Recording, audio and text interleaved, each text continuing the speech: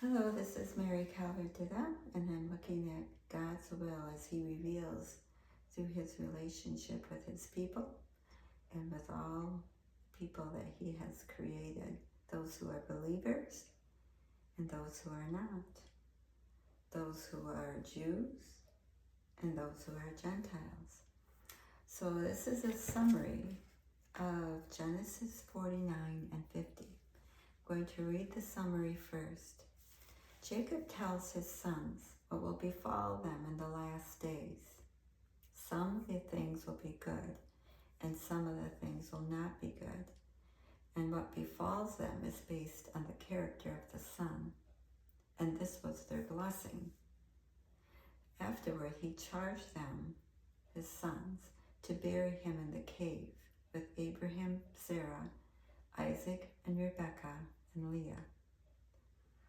Quote, and when Jacob had made an end of commanding his sons, he gathered up his feet into the bed and yielded up the ghost, and was gathered unto his people. End quote. Now Joseph had him embalmed the 40 days, and all Egypt mourned for 40 days. Then Joseph asked Pharaoh to let him go and bury him. And then all the elders and servants of Pharaoh went with him, and the house of Jacob. A very great company went into Canaan. So the Canaanites said, this is a grievous mourning to the Egyptians. And then they all returned to Egypt. Then his brothers were afraid that Joseph would now seek revenge. But Joseph said, fear not, for am I in the place of God? You thought evil, but God meant it for good. So this tells us that Jacob, now he's in Egypt, God saved him and his sons. Remember, there's a great famine in the land of Canaan, and so, and there was in Egypt too. Remember that whole region. That's why Joseph was made the second to Pharaoh, because he explained to the Pharaoh's dreams, the two dreams, and then was put in charge of filling the storehouses with food for the famine. God raised up Joseph to do this. So Joseph not only was the instrument God used to save his own people, but he saved the Egyptians as well. So Jacob knows he's going to die, and he gives a blessing.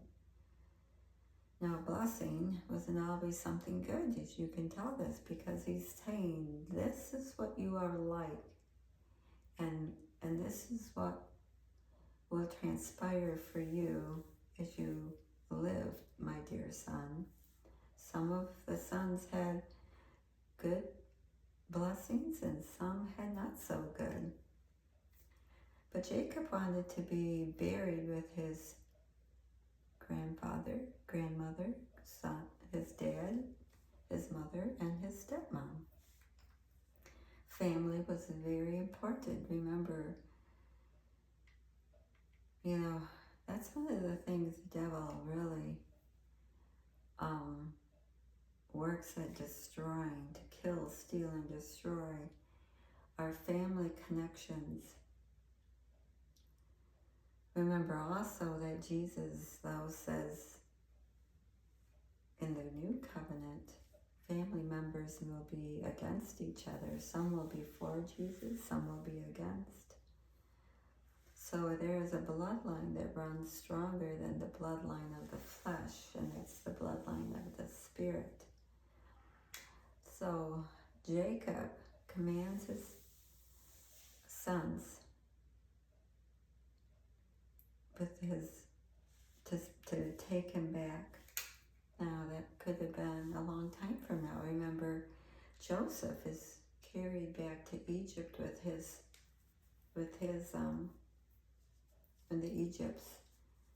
when the Hebrews are led by Moses back to the promised land. But Jacob asks, wants to be buried. So Joseph has him embalmed. It sounds to me, I thought embalming was when they make someone into a mummy, they preserve them. So Jacob is preserved. So these are, remember, the Egyptians are idol worshippers. They don't worship the God of Joseph. In fact, the Pharaoh was considered a god. And yet they're living there, and Joseph is following the methods of the Egyptians by having him embalmed. God doesn't say, oh, no, don't do that, Joseph. But he does, and not only does he embalm him, Pharaoh allows a great company, the elders, the leaders, the servants, great company to go with the house of Jacob back to the land of Canaan. This impresses the Canaanites. So what does that tell us? It tells us that God saves the idolater, the non-believer, as well as his own people. And he uses his people to bring about a salvation for them. But this was a physical salvation. And God allows the idolaters to honor Joseph, because Joseph brought about a great delivery for the Egyptians. So, what about the brothers? They're thinking, we know that when they went to Egypt in there's the whole story, but when they go to Egypt and stay, and they brought Jacob, they wept when they found out that Joseph was their brother. Joseph wept. Remember, he left them and he wept because he knew these were his brothers, and then he revealed himself to them. And I think this is the second time he says that you meant it for good.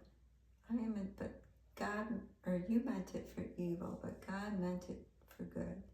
I'm in the place that God wants me to be, to save many people alive. So this tells us that the brothers knew that they had done wrong, and they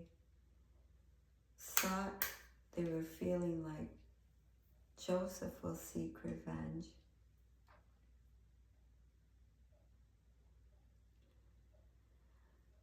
So this tells us that the brothers didn't always get it. They were still the 12. These are going to be the ancestors, be they good guys or be they not. They are still the 12 men who are going to be the patriarchs, the beginnings of the 12 tribes, and the 12 tribes will become a great nation. So this is all about the promises of God. The promise of God to Abram, the promise of God to Isaac, the promise of God to Jacob, the promise of God to Joseph, the promise of God to the 12 sons, even the promise of God to the Egyptians. That through the Hebrews there will become one who will bring salvation. This is all a promise to us as believers.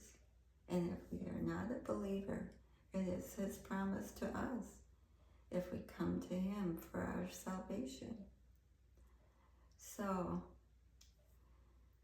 none of these men realized what God was going to do, until kind of after the fact.